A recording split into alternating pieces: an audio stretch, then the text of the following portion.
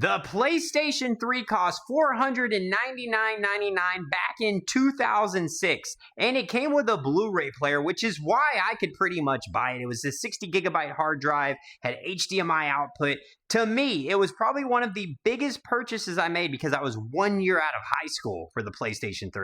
And if you were like me and you're like, hey, I'm not only going to use this as an awesome gaming system, I'm also going to use this as a Blu-ray player.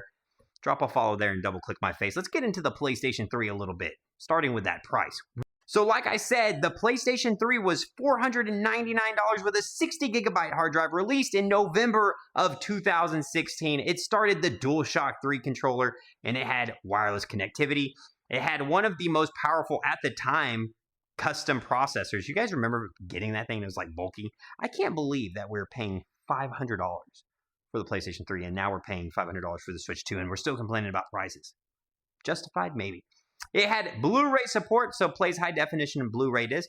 I was maybe one of the only ones that used a lot of Blu-ray disc for that. I was like, you know what? I'm going to try to take advantage of it. And then there was various storage options, obviously 60 gig, all the way up to 500 gigabytes of storage. It's going to be a little bit longer of a video because there are a lot of crazy things about the PS3 that you guys may not have known about.